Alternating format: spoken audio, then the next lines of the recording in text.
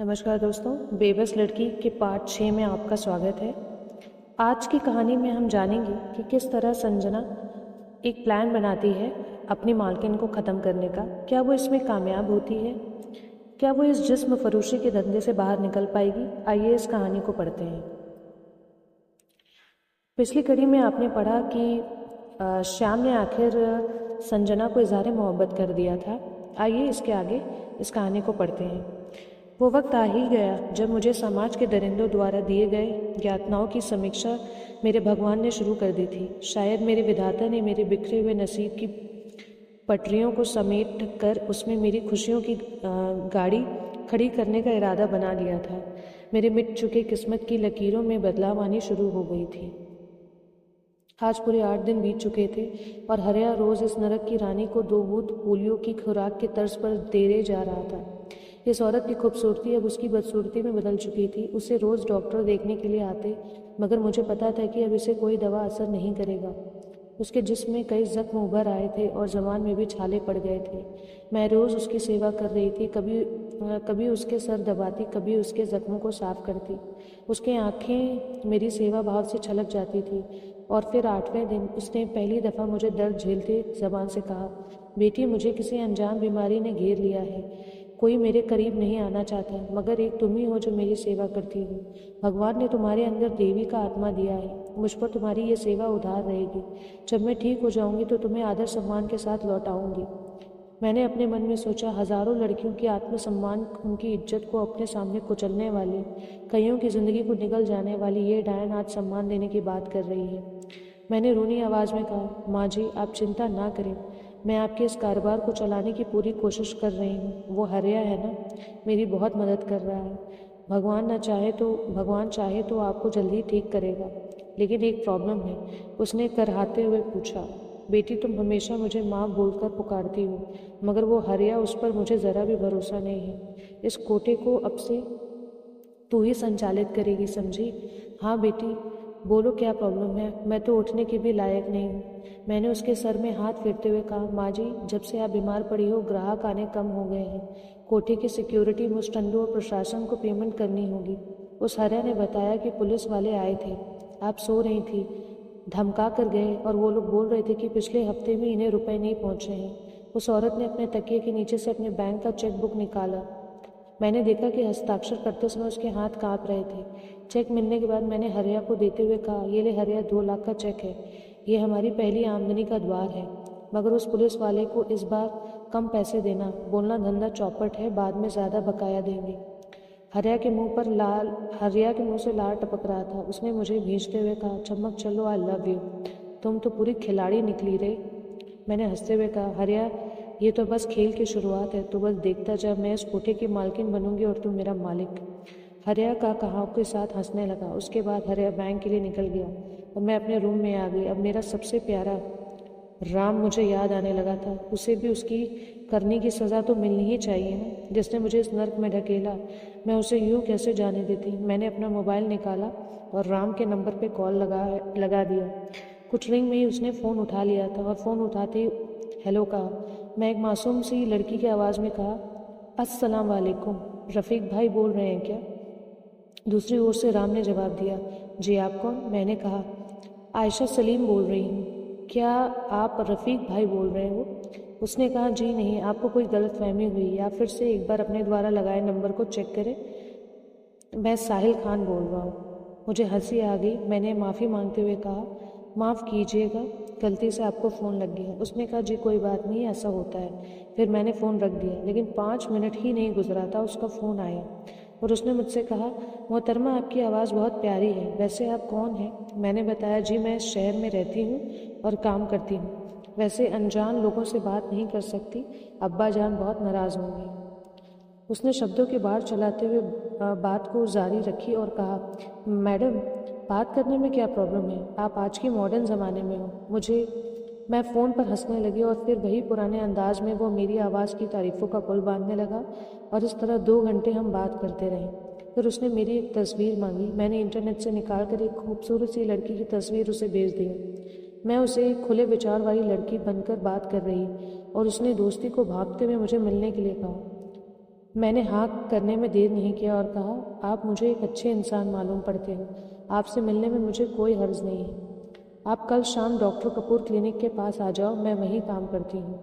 वो नहीं जानता था कि आज वो किसी को फंसा नहीं बल्कि खुद फंसने वाला है, मगर उसे खुशी थी कि एक दिन में ही उसने एक लड़की को फंसा लिया।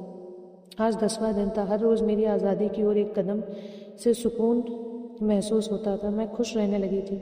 जहाँ हवस की बेचारी पिछले 15 दिनों से मुझे अपनी वासना की भूख मुझसे नहीं मिटाई थी, वही श्याम अपने पाक मोहब्बत से अब तक मेरी जिस्मानी रूप से दूरी और रूहानी रूप नज़दीकियाँ बढ़ाता जा रहा था। मैं हर रोज़ शाम से मिलती, उसकी बाहों में खेलती और उसके लिए अपने हाथों से खाना बनाती, और जब उसे खिलाती तो ऐसा लगता मानो अपना भगवान को भोग चढ़ा रही हूँ।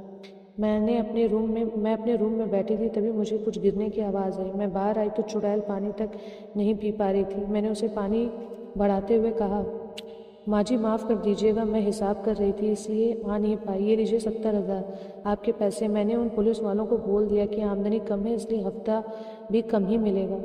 उसने कपकपाते हुए हाथों को मेरे ऊपर फेरने की कोशिश की और टूटी हुई शब्दों से कहा, बेटी वकील को बुलाओ, मुझे अपनी वसीयतनामा बनवाना है। मैंने कोई बात नहीं की, बस उस औरत का फ़ोन उठाकर उसके द्वारा बताए गए नंबर पर कॉल कर दिया। कुछ 1 घंटे में वकील हाजिर हो गया। मुझे ज़्यादा हैरत नहीं हुई जब उस औरत ने अपनी सभी जमा पूंजी मेरे नाम कर दिया।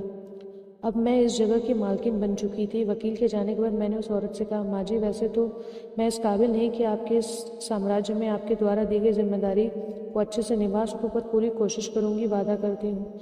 उस शांति देवी ने मुझे देखा और कहा, मैं देख रही हूँ बेटी, तू बहुत अच्छे से अपना काम कर रही है। इसका सबूत है ये बचत जो तुमने समय के अनुकूल किया है। मैं मनी मन मुस्कुरा रही थी और उसकी ओर धीमी गति से आती उसकी मौत को भी देख रही थी। अब ये खुशखबरी हरिया को देने वाली थी। अब ये खुशखबरी हरिया को देने वाली अब ये खुशखबरी हरिया को देनी थी, लेकिन मैंने तय कर लिया था कि हरिया से मेरी आखिरी मुलाकात है। उसका काम खत्म हो चुका है, अब उसे जीने का कोई हक नहीं था। मैं ये सब सोचते हुए हरिया के घर की तरफ रवाना हो गई। ये पहली बार था जब मैं इस कोठे से अकेली बिना डरे अपनी मर्जी से बाहर निकली थी।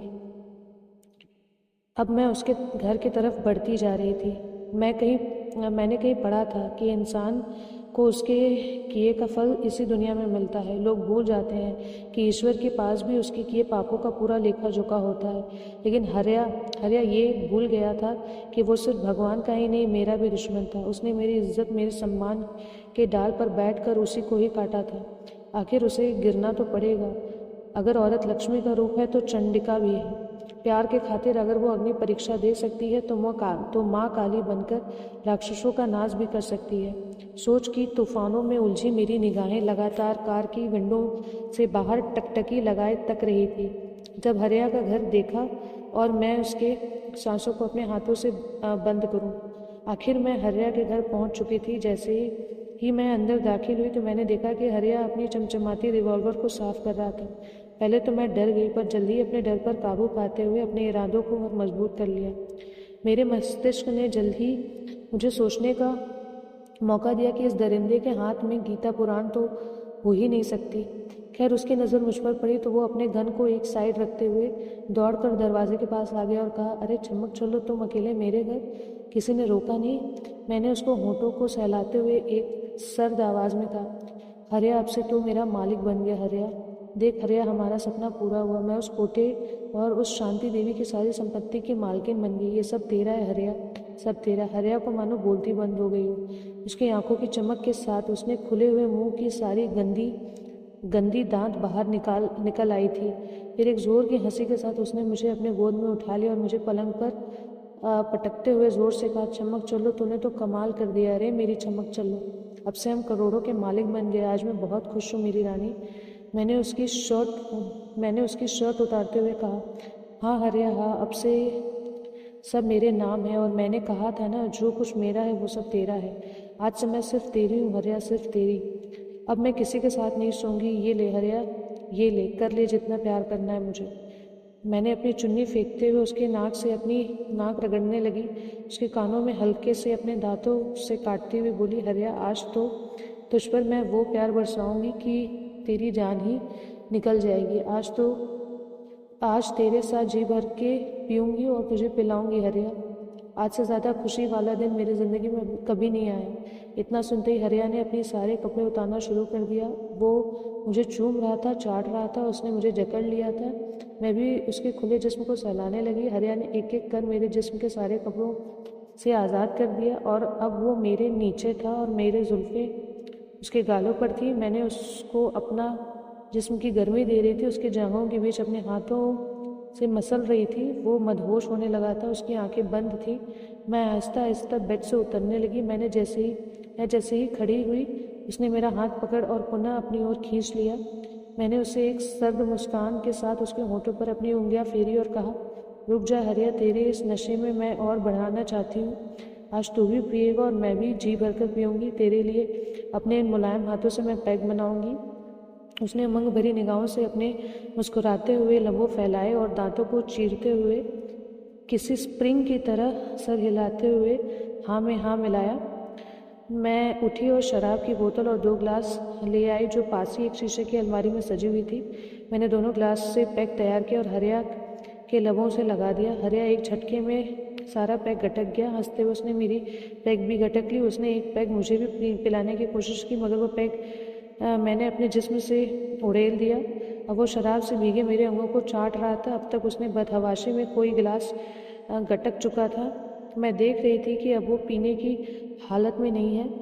उसकी आंखें लाल हो गई थी और लड़खड़ाते हुए हाथों से और नहीं पीने का इशारा कर रहा था, मगर मैं खिलखिलाकर हंस रही थी। वो भी बेसुध हंसने की कोशिश कर रहा था, मुझे पकड़ने की, मुझे रोकने की कोशिश कर रहा था। मैं उठकर बाथरूम की तरफ भागी। वो मेरे पीछे लड़खड़ाते हुए बढ़ रहा था। मैं बिल्कुल नग्न अवस्था में खिलखिलाकर हंस रही थी। वो जैसे ही बाथरूम में घुसा, मैंने शावर चालू कर दिया और उस पर हैंड शावर से पानी के फुहारे मारने लगी। वो बुझी आंखों से मुझसे लिपट गया और वो अपने लबों से मेरे जिस्म को सहला रहा था। मैंने उसे एक हल्का सा ही धक्का दिया और वो पानी के टब में जा गिरा। मैंने टब का नल चालू कर दिया। मैं उसके सीने को अपने गाल से सहलाने लगी। जब मैंने देखा कि टब भर चुका है तो एक झटके से उसके सर को पानी में डुबो दिया। वो छटपटाने लगा। मैंने अपनी पूरी जोर लगा दी। कुछ देर तक बेहद ज़ोर से छटपटाने के बाद आखिर वो शांत हो गया, लेकिन मेरा जी नहीं भरा था। मैंने कुछ देर तक उसे डुबा कर देखा। अब तक मुझे यकीन हो गया था कि वो अब इस दुनिया में नहीं रहा। मैंने अपने कपड़े पहने और हर सबूत के दाग को मिटाकर वहाँ से निकल गई और जाते जाते हरिया की इस रिवॉल्वर को भी अपने साथ ले ली।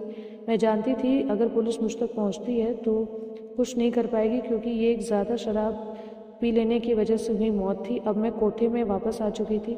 मैंने सारे सिक्योरिटी की एक मीटिंग रखी और सबको बताया, जैसे कि तुम सब जानते हो, अब से मैं इस कोठे की मालकिन, अब से जो मैं कहूँगी वैसा ही होगा। आज से यहाँ कोई धंधा नहीं होगा और ना कोई किसी को यहाँ से आने या जाने पे रोक होगा। समझ में आई बात? और हाँ, जिसको भी कोई आपत्ति है तो वो इस जगह को अभी छोड़कर जा सकता है। समझ में आ गया ना? अब तुम सब यहाँ से बाहर जाओ और अपने काम में लग जाओ। सारे लोग बाहर निकल गए और शांति देवी मुझे एक अनसुलझी नज़रें गड़ाए देख रही थी। लाचारी के बेबसी ताश के पत्तों की तरह उसके चेहरे में बिखर गई थी। मैं उसके पास गई और अपने सर को एक तरफ आहिस्ता से झुकाकर हल्की शैतानी मुस्कान देते हुए बैठ गई और कहा, क्या सोच रही है शांति देवी? तुम्हारे सिवा आज से यहाँ सब आज़ाद हैं।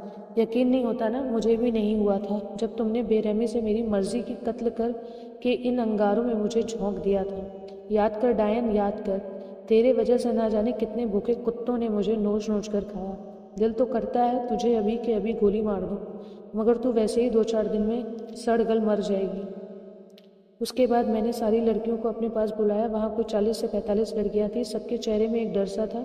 मैंने एक बुलंद आवाज़ में कहा, जिसको अपनी इज्जत प्यारी है वो एक साइड हो जाए, और जिसको ये धंधा पसंद है वो आज से इस हवेली को इस कोठे को छोड़कर चला जाए, क्योंकि आज से यहाँ जिस्मानी धंधा नहीं होगा। मैंने इतना कहा कि वहाँ खुशियों की लहर दौड़ गई। कईयों के तो आंखों से आंसू भी निकल गए। मैं देख रही थी यहाँ एक ऐसी लड़की नहीं थी जो मेरे इस फैसले से नाखुश थी। सबने मुझे अपने गोद में उठा लिया था। मेरी भी आंखों से आंसू निकल आए थे।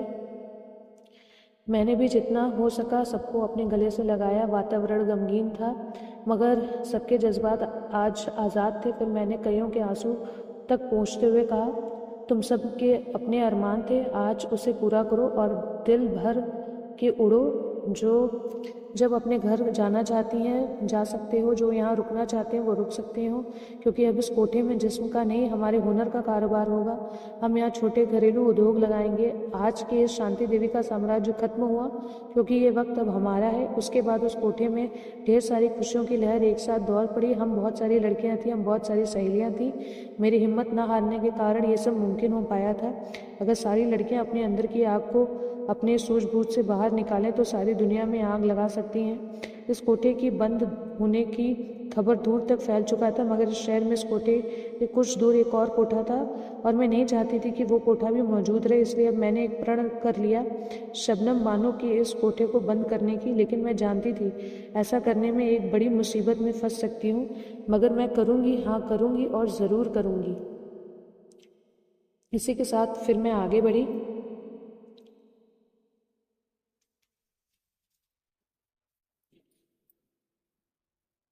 डॉक्टरों का आना जाना जारी रहा और आखिरकार 2 दिन पहले शांति देवी इस बदल चुकी दुनिया को देखती हुई मर गई। मैं बहुत खुश थी क्योंकि श्याम ने मुझे अपनी दुल्हन के रूप में स्वीकारने के लिए बेताब था। वो मुझे कॉल करते और कहते कि आज उन्होंने मेरे लिए ये लिया है, आज वो लिया है। मेरे लिए ये सब एक सपने के समान था। मैं सच में बेहद खुश थी क्योंकि इनमें से अधिकतर लड़कियां अपने घर लौट चुकी थीं, लेकिन अब भी 20 लड़कियां और मैं इस कोठे की रंग रूप को पूरी तरह से बदल रही थी। हम सारी लड़कियां इस कोठे को काम का मंदिर बनाने में जुट चुकी थी, मगर ना जाने क्यों आज मेरे मन में एक अजीब हलचल थी, एक उलझन थी। मैं चुपचाप खामोशी के साए में बैठे अपनी अतीत में गुजरे जुल्म सितम और प्रेम में उलझी गुत्थियां सुलझा रही थी। तभी बाहर सिक्योरिटी का फ़ोन आया और उसने मुझे बताया कि फाइबर मशीनें और कुछ सिलाई मशीनें लेकर एक डिलीवरी आया है। मैं उठी और उस डिलीवरी को प्राप्त करने के लिए बाहर मेन गेट पर पहुंची। मैं बेहद खुश थी। मैं देख रही थी कि मशीन गाड़ी से उतर जा रही थी, लेकिन अभी मैंने डिलीवरी प्राप्त में दस्तखत किया ही था कि पुलिस की एक कार मेरे सामने आकर रुक गई। उसमें से एक इंस्पेक्टर बाहर आया और सीधा मेरे पास आकर खड़ा हो गया और मुझसे कहा, कैसी हो कोठी की नई मालकिन? मैंने अपने आंचल को सर में लेते हुए कहा, इंस्पेक्टर साहब अब ये कोठा नहीं है, देखिए ऊपर क्या लिखा है। इंस्पेक्टर ने सर उठाया और ऊपर लगे बोर्ड को देखते हुए कहा, ओ नारी श्रम गृह। आपका नाम संजना है ना? वैसे आप जितना भला की खूबसूरत हो मैंने कभी नहीं देखा। चलिए अंदर चलकर बात करते हैं। मैंने अपना एक हाथ उठाए और उनके आगे बढ़ते हुए कदमों को रोक दिया और अपनी निगाह उनसे मिलाते हुए उन्हीं के अंदाज में कहा, ओ इंस्पेक्टर खान, यही लिखा है ना आपके बैच में? मेरी बात ध्यान से सुनिए, आप अंदर नहीं जा सकते, अंदर लड़कियां हैं। इस पर इंस्पेक्टर ने तो पहले एक बुझी सी मुस्कान दी और कहा, क्या बात है? एक वो मालकिन थी जो कहती थी अंदर चलिए अंदर लड़कियां हैं, और एक आप है जो, खैर इन सबसे मेरा कोई लेना देना नहीं है। थाने का हफ्ता दे दें, मैं अभी चली जाऊंगी। मैं अभी चला जाऊंगा। मैंने बड़े अदब से जवाब दिया, इंस्पेक्टर आपको जितना पैसा चाहिए ले लीजिए, मगर लौट कर वापस मत आइएगा। और हाँ, जाते समय थोड़ा सा ये भी सोच लेना कि वो सही थी कि मैं सही हूँ, वो जिस्मानी धंधा सही था या मेहनत से किया जाने वाला ये काम सही है। इंस्पेक्टर मुस्कुरा रहा था, फिर उसने अपनी आंखें लंबी बंद की और पुनः खोलते हुए एक लंबी सांस लेकर छोड़ते हुए कहा, आपको क्या लगता है जब हरिया का मर जाना प्राकृतिक था, पुरानी मार्लिन का मर जाना, इस कोठे का फैक्ट्री में बदल जाना सब प्राकृतिक है? मैडम मैं कोई भेल पूड़ी बेचकर पुलिस नहीं बना हूँ, अपनी ज़मीर को बेच कर बना हूँ। मैं अपने करियर में ऐसा कारनामा कभी नहीं देखा जो आपने किया है। मैं इस थाने में नया आया हूँ और पिछले वाले का ट्रांसफ़र हो गया है। मैं इतना सुनते ही ज़ोर से उस इंस्पेक्टर का हाथ पकड़ा और उनसे हाथ मिलाते हुए कहा, थैंक यू सर, मुझे माफ़ कर देना, मैंने आपको गलत समझा। तो इंस्पेक्टर ने मेरे हाथ छुड़ाते हुए कहा, देखो मैडम, मैं बस इतना कहने आया था कि उस शबनम से बच कर रहना, उसकी पहुंच दूर तक है। मैंने मुस्कुराते हुए विनम्रता के साथ अपने दोनों हाथ जोड़ते हुए उन्हें यहाँ से विदा कर दिया। 2 दिन बीत चुके थे और मैं बैठी सोच रही थी कि उस शबनम का मुकाबला कैसे करूँ। वो एक खतरनाक औरत थी। वो 2 कोठे को अपना प्रमुख पहचान के दम पर बंद करवा चुकी थी, लेकिन मैंने प्रण ले चुकी थी कि इसलिए शाम ढलने का इंतज़ार करने लगी। कुछ पल बीतने के बाद आखिर अंधेरों ने दस्तक दी। मैं खुद को तैयार किया और शबनम के कोठे तक पहुंच गई। मैं बहुत डरी हुई थी क्योंकि मैं नहीं जानती थी कि इसके बाद मेरी ज़िंदगी किस दिशा में जाएगी। मैंने श्याम को फ़ोन किया और फफक कर रो पड़ी। श्याम हड़बड़ाई हुई आवाज़ में मुझसे रोने की वजह पूछ रहा था। मैंने श्याम से सिसकियों के साथ कहा, श्याम मुझे माफ़ कर देना, अब मेरे नसीब के सितारे हो, आप मेरे नसीब के सितारे हो, मगर शायद मेरी किस्मत में आपकी मोहब्बत का सिंदूर नहीं है। मैं आपसे बेहद प्यार करती हूँ। मेरी बातें सुन श्याम घबराने लगा और हकलाते हुए पूछा, संजना ये क्या कह रही हो? सब कुछ ठीक तो हो गया था, अब क्या हो गया संजना? मुझसे कोई गलती हुई? मैंने तो शादी की तैयारियां भी कर ली है संजना, प्लीज़ मुझे बताओ क्या बात है। बताओ संजना, बताओ ना। मेरी आंखें डबडबा गई और मेरे लब कांपने लगे। मैंने श्याम से कहा, श्याम आप मुझे माफ़ कर दो, मैं जी नहीं पा रही हूँ। मैं उन लड़कियों के दर्द को हर पल महसूस कर रही हूँ जो अंधेरे की चादर लपेटे डर के उस साए में सिसक सिसक कर शबनम की गुलामी कर रही हैं, मगर हर रोज़ अपने आंचल को दागदार होने से नहीं बचा पा रही हूँ। वो सब मजबूर हैं श्याम, मुझसे उनकी ये पीड़ा नहीं देखी जाती। श्याम ने चिल्लाकर मुझे रोकते हुए कहा, पागल हो गई हो संजना, तुम पूरी दुनिया से नहीं लड़ सकती। तुमने जितना किया है वो बहुत है संजना, दुनिया को अपने अनुसार नहीं चला सकती तुम। वापस आ जाओ संजना, प्लीज़ वापस आ जाओ, वो लोग तुम्हें नहीं छोड़ेंगे, मेरी बात मान लो प्लीज़। इतना कहते ही उसका गला भर आया था, लेकिन अब मैं पीछे नहीं हट सकती थी। मैंने श्याम को समझाने की कोशिश करते हुए कहा, श्याम मुझे माफ़ कर दो, तुम उस जिल्लत भरी एहसास को कभी नहीं समझ सकते श्याम। जब वहशी दरिंदे किसी लड़की के जिस्म को निर्लजता से छूते हैं, नोचते हैं, काटते हैं, उनकी आत्मा को जख्मी कर उनका बलात्कार करते हैं, तो उस समय उसे कैसे लगता है? मैं 2 साल इस दर्द को जिया है श्याम, मुझे माफ़ कर दो। अब मैं शबनम के दहलीज में आ गई हूँ, शायद वापस ना लौट पाऊँ। मैं सिसकियों से रोने लगी और मैं अब बात नहीं कर सकती थी। मुझे डर था कि कहीं श्याम का बेशुमार मोहम्मद मेरे कदम ना रोक दे। मैंने फ़ोन बंद कर दिया और तेज़ कदमों से शबनम के कोठे तक पहुंच गई। दरवाजे के बाहर कई मुश्तंदे सिक्योरिटी खड़े थे, उनमें से कई ने मुझे पहचान लिया था। मैंने उनसे कहा कि मुझे शबनम बानो से मिलना है। पता नहीं क्यों, मगर वो लोग मुझसे घबरा रहे थे, जैसे मैं कोई शक्तिशाली महिला हूँ। उनमें से एक ने कहा, आप शांतिबाई कोठी की नई मालकिन हो ना? मेहरबानी करके यहाँ रुकिए, मैं शबनम मैडम को कॉल करता हूँ। मैंने सिर्फ सर हिलाकर ही हाँ कहकर इशारा किया। उन्हें क्या पता, मैं खुद उन्हें देखकर घबराई हुई थी। उसने मेरे सामने ही अंदर कॉल करके बताया कि शांतिबाई कोठी की नई मालकिन संजना आपसे मिलना चाहती है। कुछ 5 मिनट के बाद एक छरहरी मखमली कपड़ों में लिपटी हुई कोई 40-45 साल की महिला आई और उसके मेकअप को देखकर ऐसा लगा जैसे हिंदी टेलीविज़न सीरियल की कई आज्ञाकारी बहू। इससे पहले मैंने उसे कभी नहीं देखा था, लेकिन वो मुझे भली भांति पहचान गई और मुस्कुराते हुए अपना हाथ मेरे तरफ बढ़ा दिया। मैंने जब बिना हिचक के उससे हाथ मिला लिया। अभिवादन खत्म होते ही उसने कहा, तो तुम ही हो ना संजना? मैंने देखा था कुछ दिन पहले, हर अखबार में तुम्हारी तारीफ़ों की कसीदें लिखी हुई थी। आखिर मुझसे तुम्हारा क्या काम है?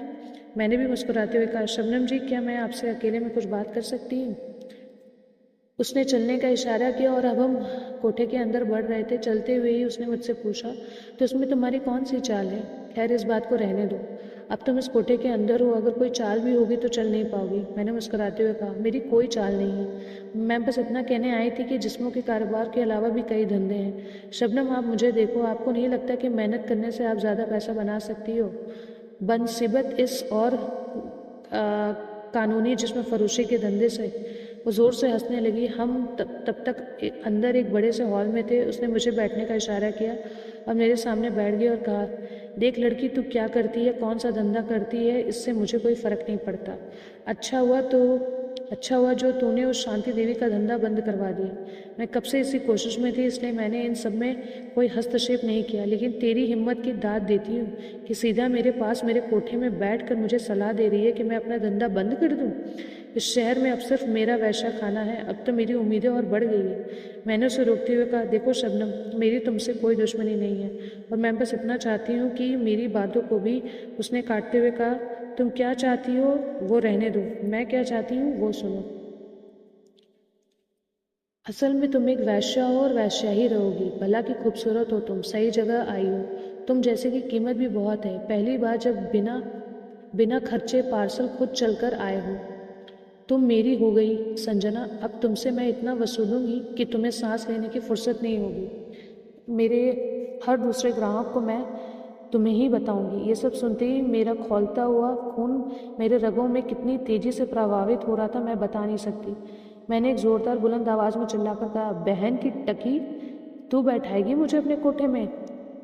आखिरी बार इंसानियत से समझा रही हूँ। मेरी बात मान जा, आज़ाद कर दे इन लड़कियों की ज़िंदगी जो तेरे कैद में बेबस तड़प रही हैं। तुझे क्या लगता है तू मरेगी नहीं, भगवान के पास नहीं जाएगी? तौबा कर ले शबनम, तौबा कर ले। मेरे आवाज़ की गूंज से उसके कई पहरेदारों में मेरे इर्द गिर्द एक घेरा बना लिया और लगभग हर दरवाजे से एक मासूम चेहरा झांकने लगा।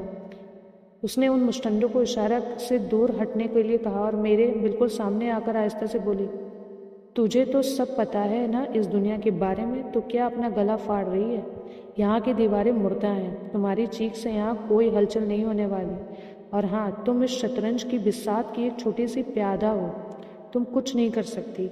उसके बाद वो अपने जगह में जाकर पुनः बैठ गई और इशारे से एक लंबे तगड़े कद वाले आदमी से कहा, ए गुलशन, उठाकर इसे रूम नंबर 17 में फेंक दो। मेरी आंखें गुस्सा से इतनी लाल हो गई मानो उससे खून निकल आया। तो उस आदमी ने जैसे ही मेरे तरफ हाथ बढ़ाया, मैंने अपने कमर में छुपी रिवॉल्वर निकाली और सीधा उसके माथे में गोली चला दी।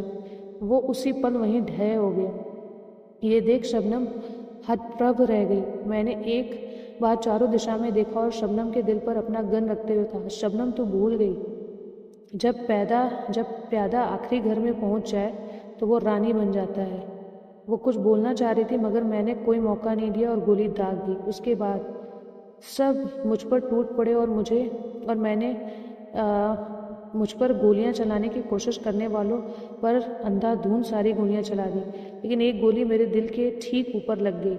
मैं होश खोते हुए गिरने लगी, लेकिन मैं देख सकती थी कि श्याम पुलिस के साथ दौड़ता हुआ मेरे पास आ रहा है।